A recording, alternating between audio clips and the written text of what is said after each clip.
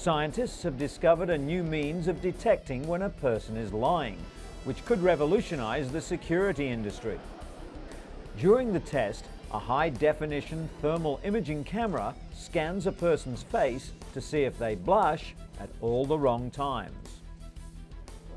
Pig organ transplants have moved a step closer after a Scottish-based firm produced 5 healthy knockout piglets recently. These young critters have literally had the gene responsible for organ rejection knocked out of their genetic makeup. And due to improper sanitation, slum residents in Kenya often throw human waste into rivers. The flying toilet phenomenon will hopefully come to an end when enough money is raised to build hygienic facilities.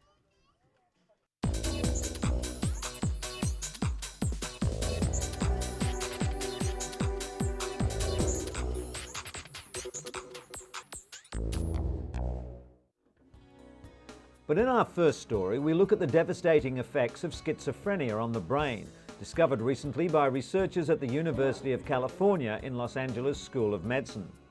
Led by Assistant Professor of Neurology Paul Thompson, the scientists chronicled MRI scans of teenage schizophrenics to build a timeline of how the psychosis engulfs the brain with a wave of tissue loss. Characterized by hallucinations and delusions, schizophrenia affects 1% of the population.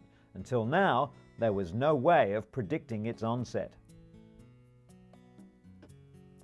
Aided by the knowledge that this mystery illness runs in families, the researchers hope the findings will lead to more effective ways to scan the brain. But at least for now, the findings provide some comfort as patients are able to actually see what's going on inside their own heads. As for drug treatments, doctors are now prescribing Risperdal, a newer class of antipsychotics, with fewer side effects than Haldol, which could lead to disturbing involuntary movements. Researchers are also reporting that Risperdal is significantly more effective in preventing relapses in patients with schizophrenia than Haldol. Good news for the 1% of the world's population who suffer the illness, which also ranks amongst the top 10 causes of disability in developed countries. When it comes to depression, another serious mental condition, it seems that more and more people are visiting the medicine cabinet rather than a therapist's couch. Depression treatment rates have tripled over the last 10 years, but they're primarily medicinal. Much of the credit goes to the popular antidepressants. The first selective serotonin-enhancing medication was introduced in 1987, and now millions of people take drugs like Prozac, Paxil and Zoloft to treat a wide range of depressive illnesses. While these medications have helped destigmatize depression, they're not as long-lasting as psychotherapy, which decreases the chance of recurrence. It's estimated that up to 10% of Americans suffer from major depression in any given year, a rate set to increase worldwide.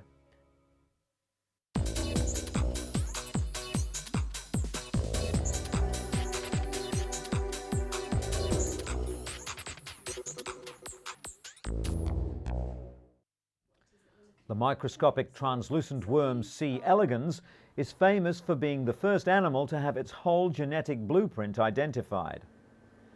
Southampton scientists are using it as a model to see how the drug ivermectin works on another worm, the parasitic variety that causes river blindness.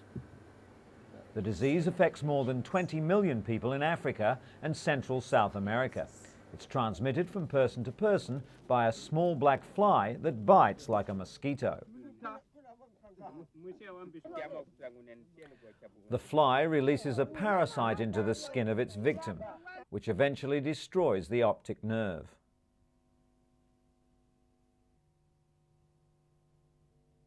The most effective treatment is an annual dose of ivermectin. It kills the worm by binding to sites called receptors on its muscles and nerves. The worm is then paralyzed and starves to death. Widespread use of ivermectin in veterinary medicine has led to some worms becoming resistant. There are fears that the same might happen in human mass treatment programs.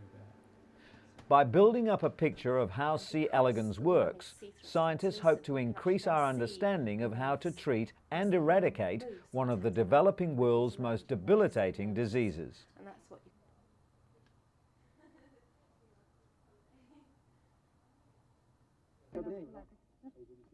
Another preventable disease that's blinded 6 million people and infected another 150 million worldwide is trachoma. The bacterial illness causes inflammation and scarring of the inside of the upper eyelid. Over time, the eyelashes turn inward, rubbing and scarring the cornea, leading to blindness. The debilitating disease is endemic in developing countries in Africa, Asia and the Middle East. It's most common in rural areas where overcrowding and poor hygiene spread the bacteria. Trachoma is on the World Health Organization's hit list. In Morocco, antibiotics and improved hygiene have reduced the spread dramatically. In less than 3 years, the infection rate has dropped to below 6%. At the United Nations, FISA announced it's contributing an additional $200 million aimed at targeting blindness in 9 countries and plans to donate the one-dose drug Zithromax. The World Health Organization is working to reduce trachoma in countries like Tanzania and Vietnam, while hoping to eliminate the disease worldwide by 2020. Richard Ferrier is preparing for surgery. He has eye cancer. Very few doctors specialize in the relatively rare eye cancer. There are fewer than 2,000 cases in the US each year. Eye tumors are hard to detect, generally only noticed when vision becomes affected. This dark area. The cancer is killed with radiation, not with laser beams, but by this, a metal radiated plate which sits perfectly over the tumor. A continuous dose of radiation can be given this way for about 5 days. No one knows what causes eye cancer, but they do know that older people with light skin are most at risk. Richard can't feel the radiated plate in his eye, and in 5 days' time it will be removed. According to the specialists, he has a 99% chance of not only killing the tumour, but also keeping his vision. Quicker than I thought. Yeah, it moved on. And actually, And still on the subject of eyesight, virtually everyone in the Eurozone has experienced some anxiety about the recent change to the new currency. For the blind, getting to grips with the new notes and coins is a double hurdle. Several weeks before the currency change was to take effect, groups for the blind and partially sighted stepped up their information and training campaigns to try to reach the 6 million visually impaired people thought to live in the Eurozone. The ease with which the blind will adapt to the new cash depends on many factors: the extent of their sight loss, their age, the sensitivity of their fingertips, and the habits learnt from handling local notes and coins. At this training session, organised by the AVH Charity for the Blind, people were introduced to the new cash using one-sided dummy euro notes and coins provided by the European Central Bank. The coins are divided into 3 groups of similar design, with markings along the circumference edge, such as grooves, alternate smooth and serrated milling. Stars and letters also help with recognition using a process of elimination. The European Central Bank and various national blind organisations have also designed euro testers, plastic euro aids with braille. To identify notes, the euro tester must be bent in half. The note is then inserted and the section of note now sandwiched between plastic is bent back over. The height to which it comes against the plastic corresponds to its worth in braille.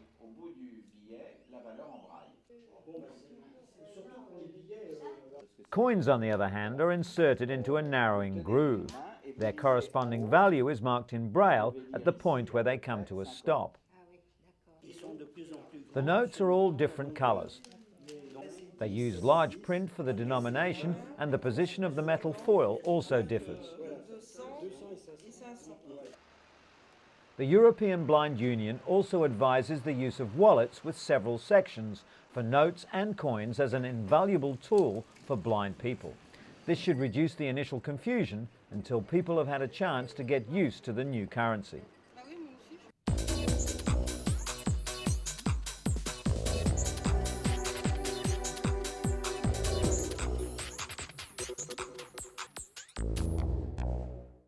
I did not have sexual relations with that woman. Lies. Ms. Lewinsky. Sometimes they can take months of investigation and millions of dollars to uncover. But cutting-edge technology from the Mayo Clinic may finally take the mystery out of deceit. According to doctors, when someone lies, there's a sudden warming around the eyes. The new device detects these altered heat patterns using high-definition thermal imaging equipment, which picks up on the subtle metabolic changes that can occur instantaneously.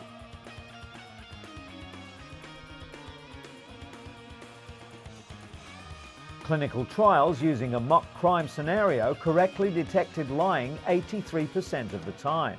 The next step is to develop even smaller cameras and determine if they are as accurate. Scientists at the Mayo Clinic believe that in time, their lie detector will have many practical applications in the security and law enforcement industry, such as at airports and border checkpoints. In theory, blood should rush to the eye area of liars like mini uncontrollable hot flushes, while the innocent remain coolly and calmly unaffected. The system was first used to examine metabolic rate, but suddenly researchers realized that it was so sensitive it could detect fearfulness. As soon as that was confirmed, they decided to see if it could detect lying as well. Experiments in which 20 people were randomly asked to stab a mannequin, rob it of $20 and then profess their innocence showed the technique to be as effective as any existing polygraph test. The thermal camera correctly identified 90% of the true innocents. While polygraph tests have long been considered too slow and cumbersome to be used for airport security, thermal imaging cameras might be a practical and reliable alternative. New technology has also come to the aid of cystic fibrosis sufferers who've been unable until now to travel far from home. CF patients like Kristen McFall are using a new medical device to fight the deadly disease. She's now able to live by herself and not depend on others for treatment. The airway clearing device is called the vest, and it helps clean the lungs of excess mucus by oscillating the chest wall repeatedly. Melody Green has had 2 double lung transplants. Unlike most transplant patients, she underwent daily chest physiotherapy to keep her lungs functional, but with the vest, it was no longer necessary. Of all the lungs donated each year, only 12% have actually been usable, but the vest was modified recently to ensure the organs were kept in optimal condition even before transplantation, and that means that more lungs will be available for patients like Melody. And an English company is offering drowsy drivers a quick fix solution to keep them alert and safe on the roads. The British Oxygen Company claims that a blast of oxygen is enough to wake the body. A driver simply pulls over for a moment and with the canister provided sprays some pure oxygen into their lungs. According to AAA, drowsy driving is to blame for 100,000 serious crashes and up to 2,000 deaths every year in the US. Oxygen does provide the body with energy, but no study has shown that it can keep a tired driver alert. Robert Sinclair from the American Automobile Association believes there's no alternative to sleep. It only takes a second or two of what's called microsleep to spin off the road. Despite the warnings, the oxygen canister will soon be on sale at a cost of $5 a can.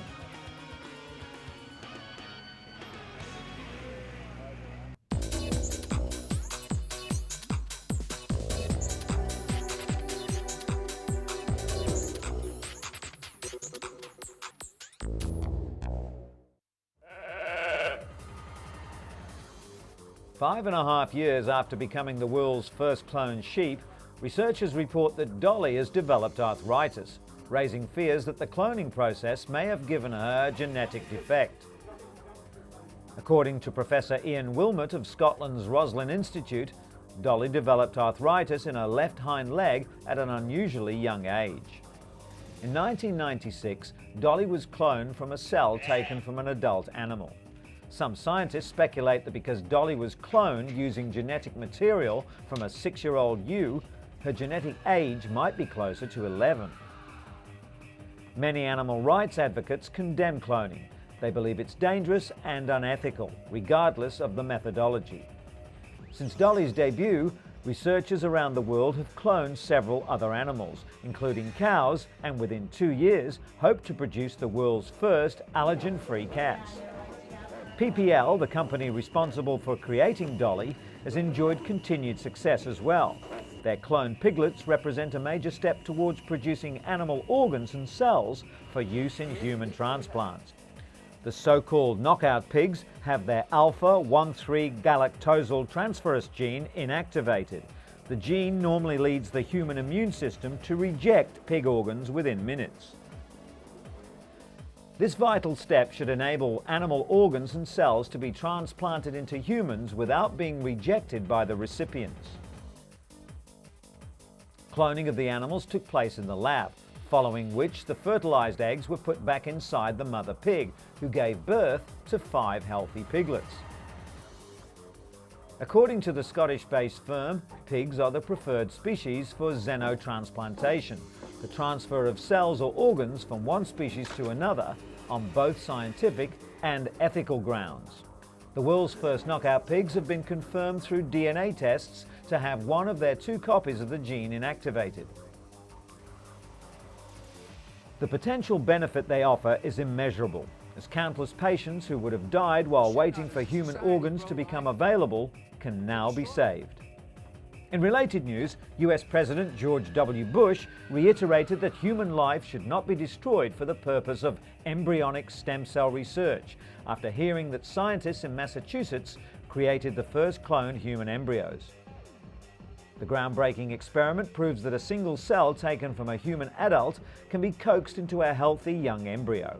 However, the medical advance raises ethical concerns because it requires the creation of human embryos solely for the purpose of destroying them.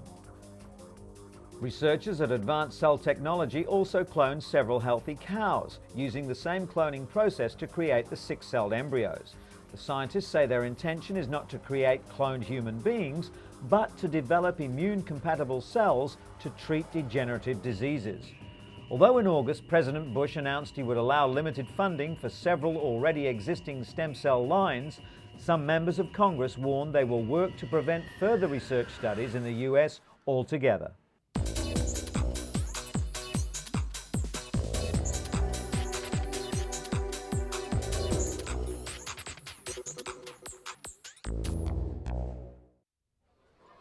Slums are a normal part of city life in much of Africa. In Kenya's capital, Nairobi, some 3 million people, nearly 60% of the city, live in the slums. The biggest slum, Kibera, is one of the largest in sub-Saharan Africa, with an estimated population of 700,000. Lack of drainage or any proper sewer system creates numerous sanitation problems. Almost all toilets are pit latrines, not much more than a hole in the ground, used by as many as 10,000 people.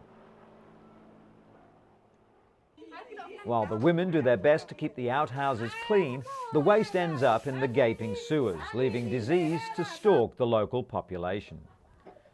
Filthy sewer water is then pumped directly into nearby streams, spreading disease to other communities along the river.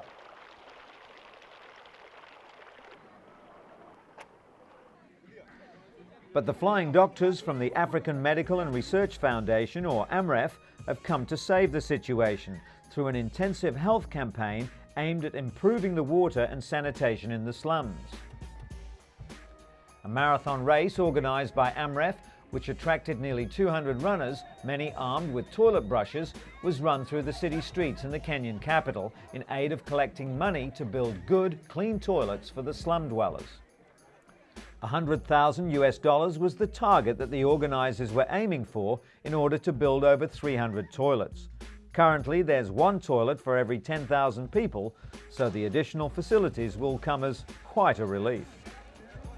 And although he didn't enter the unusual race, Kenyan marathon runner Paul Tergat and his family were on hand to support this worthy cause. One practice that AMREF hopes to stamp out is an unpleasant phenomenon known as the flying toilets. With so few loos available in these parts, Locals have been known to tie up their waste in plastic bags and then hurl the bags as far away as they can. The plastic projectiles invariably end up in rivers or in neighbouring compounds and are a serious health risk. Being hit by a flying toilet isn't much fun either.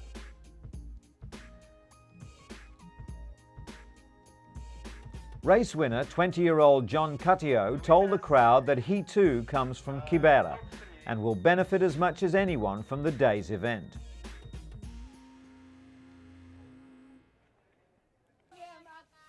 As the campaign to eradicate flying toilets in the slums continues, it's hoped that the slum dwellers will soon be able to do away with the practice completely and enjoy better health and sanitation for themselves and their families.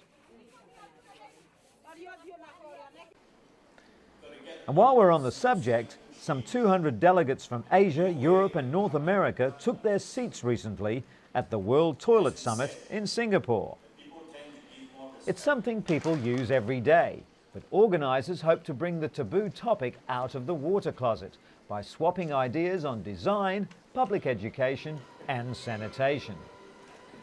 Wash your hands and always flush was the message from a mime troupe that kicked off the event with a graphic but silent demonstration of the good, the bad and the ugly in the bathroom.